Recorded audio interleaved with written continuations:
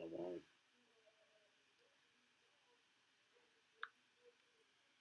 Mic check. Mic check. Check. All right, come. We're good. Let's get right into it. Um,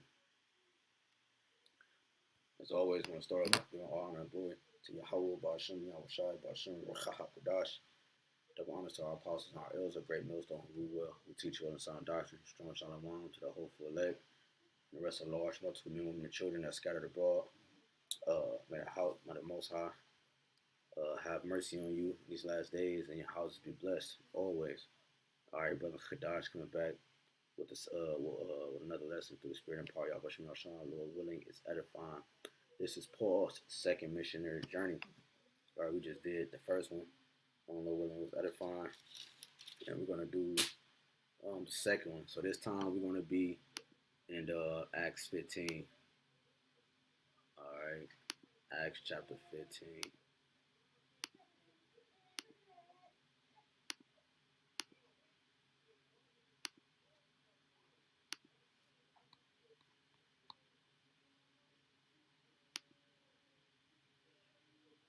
All right, so now you have Paul's second journey, which again starts in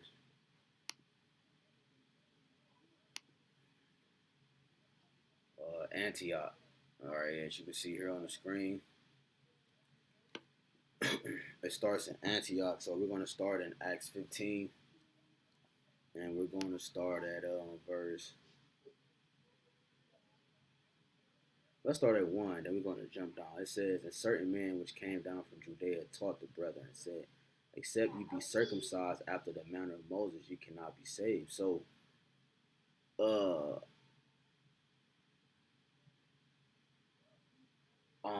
let's read verse 2. "And when therefore Paul and Barnabas had no small dissensions and disputation with them, they determined that Paul and Barnabas and certain of them should go to Jerusalem unto the apostles and elders about this question." So it stirred up the questions between, because you had some Pharisees that believed and some that didn't, and the ones that believed had basically had a council to determine that the Gentiles that are now converting to the truth and realizing who they are nationality wise,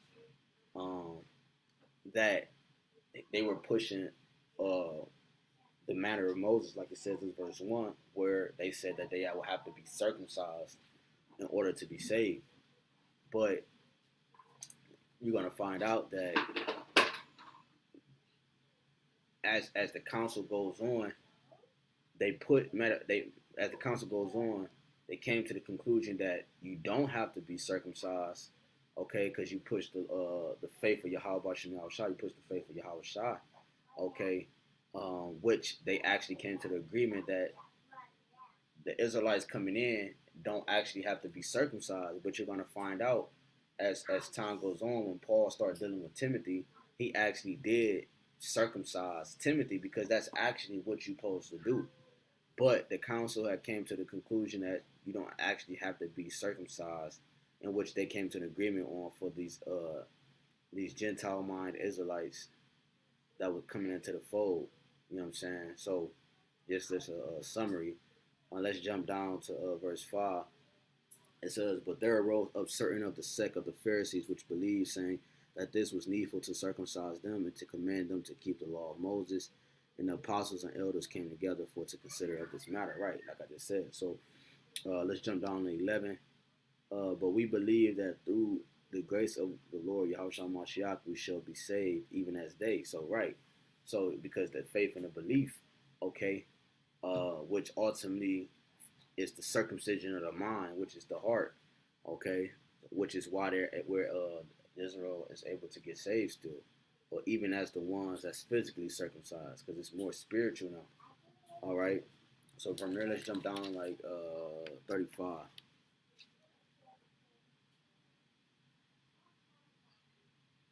"Paul also and Barnabas continue in Antioch." Right. So you see Antioch right there is the start. teaching and preaching the word of Yahawashi Mashiach with many others also. Second, it says in 36, and some days after Paul said unto Barnabas, let us go again and visit our brethren in every city where we have preached the word of the Lord and see how they do. So now they started to go back to the cities that they had went to in the first missionary, plus some other ones, okay, just to see how, you know, their fruit was prospering, okay, the fruit of their labor. So it says, and Barnabas determined to take with them John, whose surname was Mark. So what happened in the first missionary, I forgot to mention, but right, John, whose surname was Mark, John, they left, okay, he didn't complete the mission. So it says in 38, but Paul thought not good to take him with him. Why did Paul think this? Because he was like, this, basically, long story short, this nigga's not reliable, man. We can't trust him. All right, because he didn't finish the first mission. But Paul thought not good to take him with them who departed from them from Pamphylia. Right, because when they was in Pamphylia, he left them and went not with them to the work. And you can, all these chapters we going through, you can read on your own. But like I said, I forgot to mention the first part, but hey, John left. So Paul is telling Barnabas, like, hey, man, I don't think it's wise to bring him, man, because he going to bounce on this end, and went not with them to the work, right? It says 39, and the contention was so sharp, so they was going back and forth between them, that they departed asunder one from the other. And so Barnabas took Mark, you see, so Barnabas took Mark and sailed into Cyprus. So, yeah, so here you go to the map. Cyprus is down here. Remember the first journey, right, that we just covered. So he went that way, right, towards Salamis and Paphos, and Paul went the other way, okay. And it says, and Paul chose Silas and departed, being recommended by the brethren unto the grace of Yahawah, Basham Yahushai, and went through Syria and Sicilia, Salakia, and I said Sicilia, Cilicia, confirming the churches. So he went upward. Okay, so that's what this second mission map consists of. So here's Antioch, right? The star. Hopefully the cursor shows up, and then you see the little squirrel into Cilicia. Okay. Okay, so from there, let's go to the next chapter. So that was the first. Okay, that was the start. So the first one was Cilicia. All right, and then you're going to find the second one to be Lystra. It says, then came he to Derbe and Lystra. So from there, he went to Derbe and Lystra, as you see on the map. All right. And behold, a certain disciple was there named Timotheus, okay, which is Timothy, which, like I said in the first part, this is where Timothy was born, okay.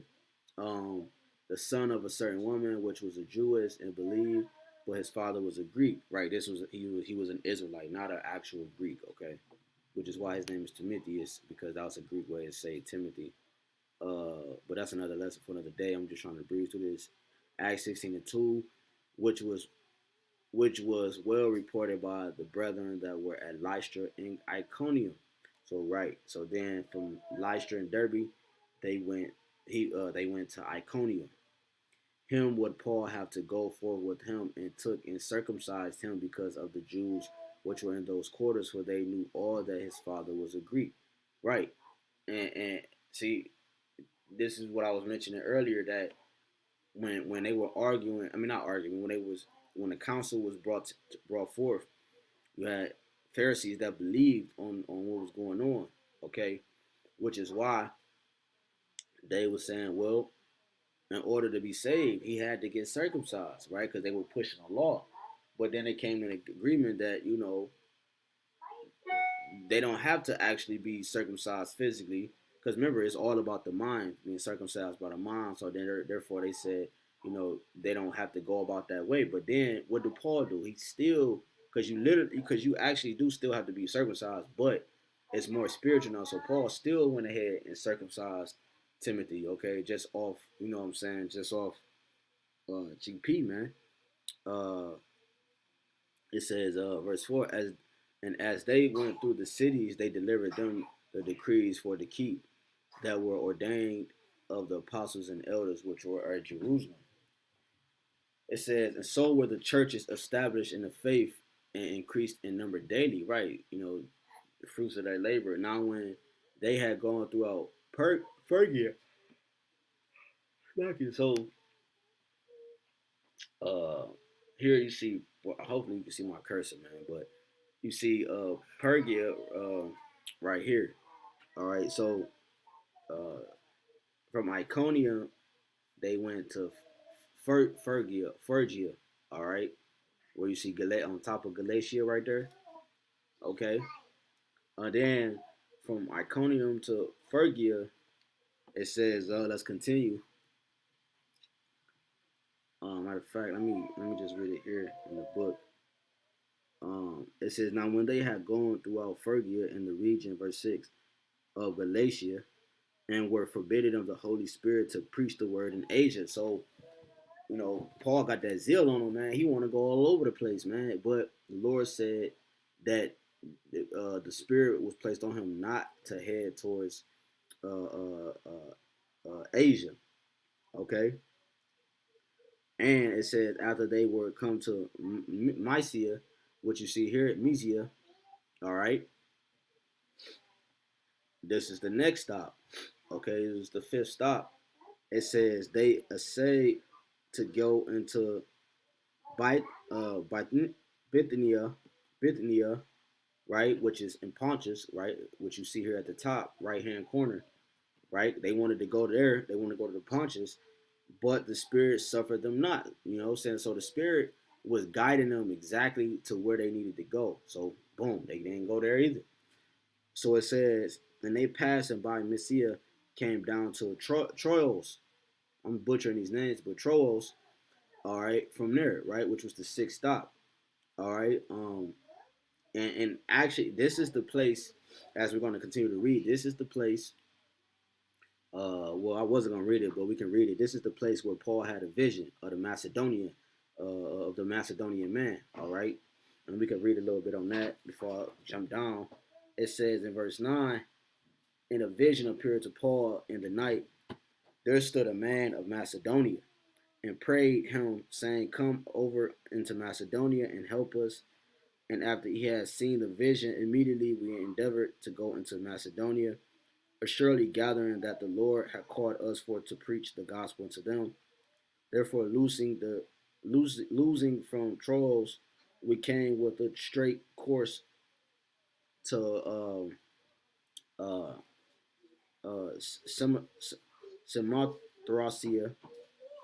Samothracia, okay, which was the next stop, okay, Samothracia, and the next day to Neapolis, right? So Neapolis, you got to go up there. I was trying to see if you could print this for me. But let me finish this real quick. Neapolis, okay. Now Neapolis, Neapolis. I didn't say Neapolis. Neapolis is how you say it.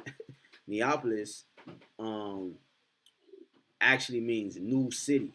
Okay, so from there, from Samothracia,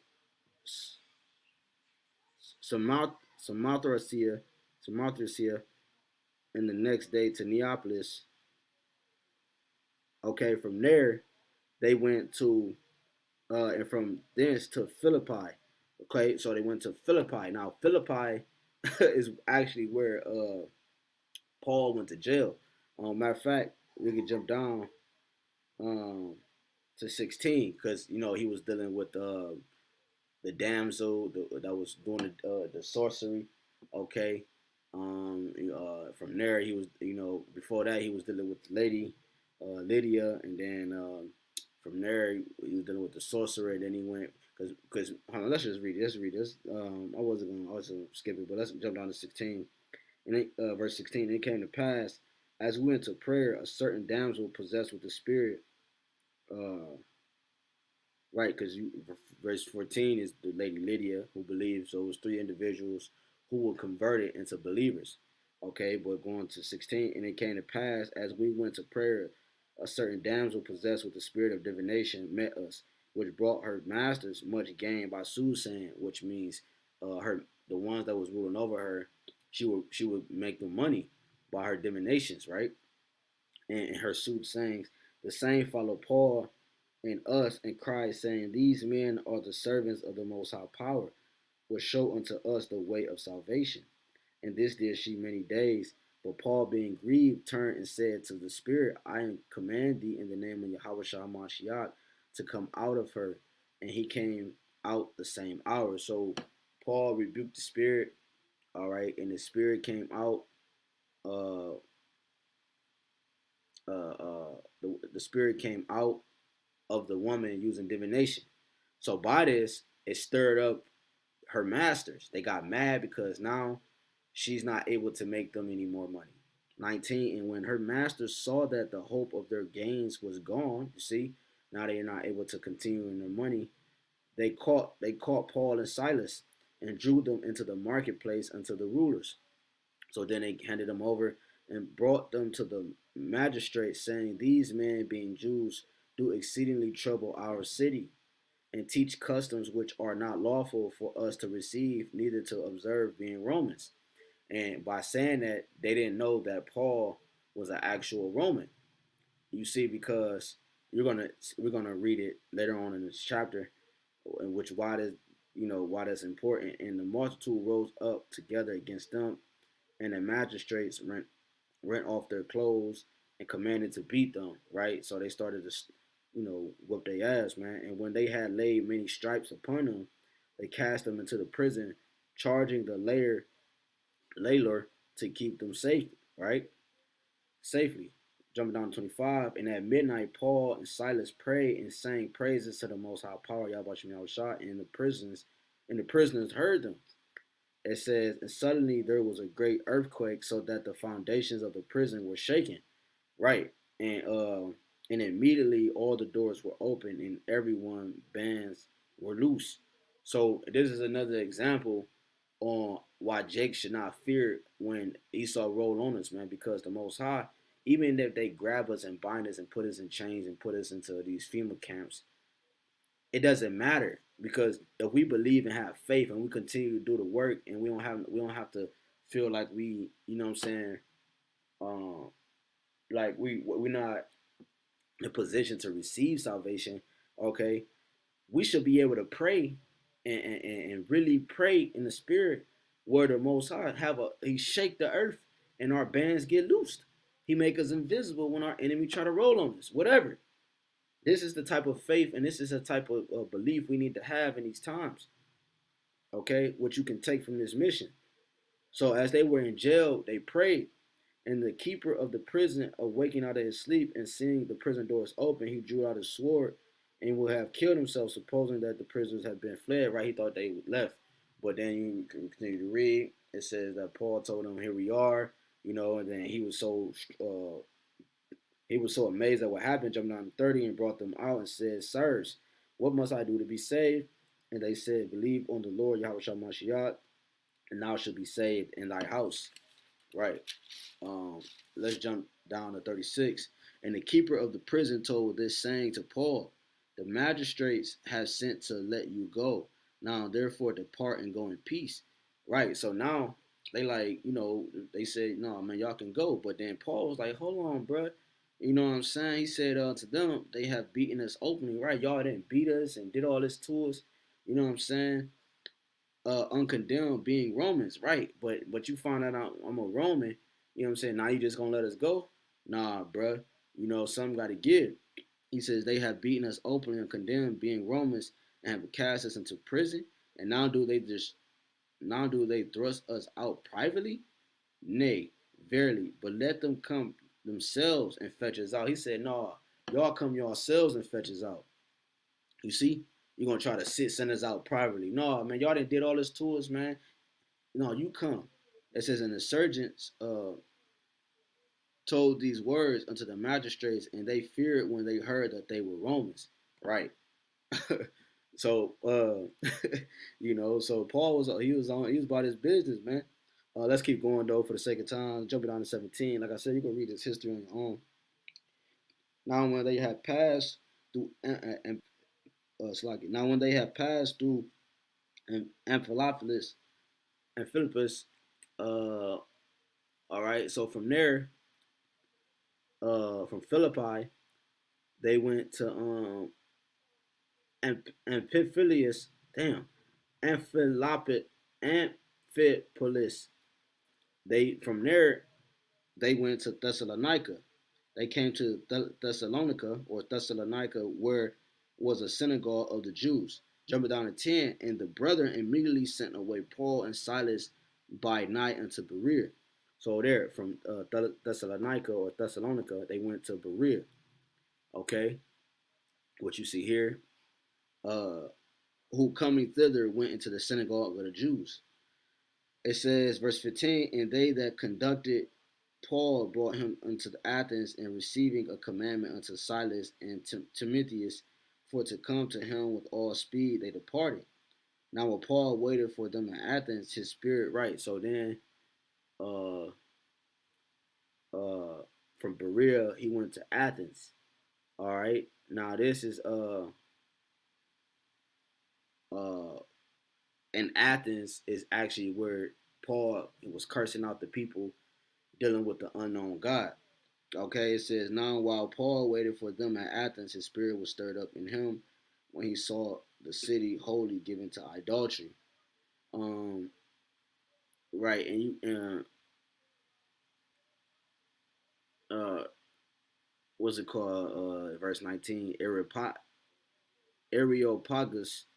Areopagus, right?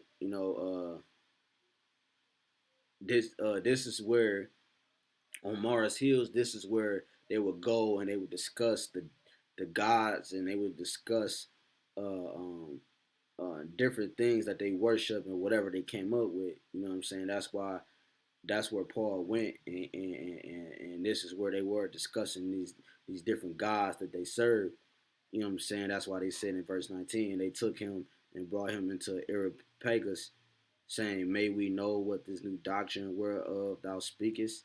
You see, so and that's going into the new unknown God, right? That's another lesson. Let's jump down. Let's go to the next chapter, in chapter 18. Right, I didn't want this to be that long. Chapter 18. Let's go to chapter 18, verse 1. It says, after these things, uh, Paul departed from Athens and came to Corinth. Right. So from Athens he went into Corinth. Okay, which is damn, I was about to say um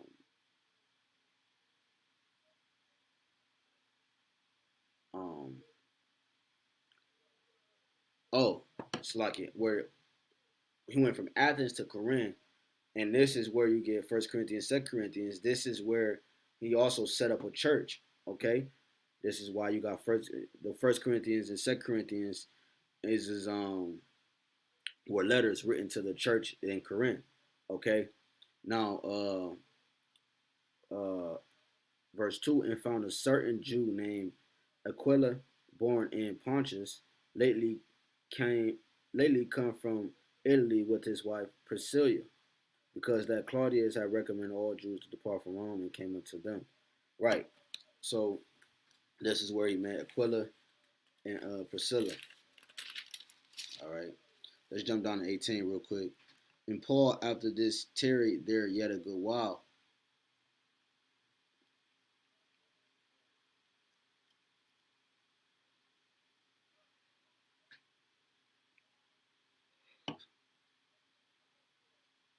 It's like in 18. And Paul, after this, tarried there yet a little while, and then took his leave of the brethren and sailed thence into Syria.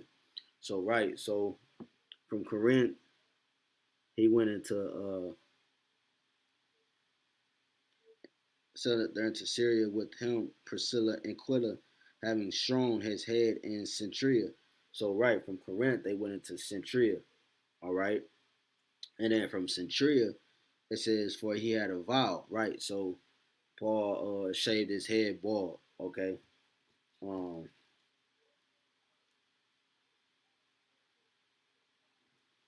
uh, yeah, Paul shaved his head bald because he had a vow. So, there from there, and he did that in Centuria. And from Centuria, he went to Ephesus. It says, and he came to Ephesus, right? As you can see on his map, he went to Ephesus, right? Uh, and left them there. But he himself entered into the synagogue and reasoned with the Jews. When they desired him to tarry longer a time with them, he consented not, but bade them farewell, saying, I must by all means keep this feast that cometh in Jerusalem. Right. So the feast he was talking about was the Passover. All right. So from Ephesus, he went down into he went down into let's keep reading. But I will return again unto you if the Most High will. And he sailed from Ephesus, and when he had landed at Caesarea, so from Ephesus he went to Caesarea, which you have down here, right? See, this map goes from Caesarea to Antioch, but he actually went from Caesarea to Jerusalem. Okay, it says, and gone up and saluted the church and went down to Antioch. Right, but before he went to Antioch, he actually went to Jerusalem to keep the Passover, like he just said in 21. But bade them farewell, saying, I must all by means keep this feast that cometh in Jerusalem, but I will return again unto you if the Most High will. He sailed from Ephesus, right? And so he kept the Passover, and then he went back up to Syria or Antioch. All right. So it says, and going up and saluted the church and went down to Antioch. So that's Paul's second missionary journey, man. Something quick through the spirit. Lord willing, that was edifying to the sheep, and the lambs. YAHAWASHI. Until next time, shalom.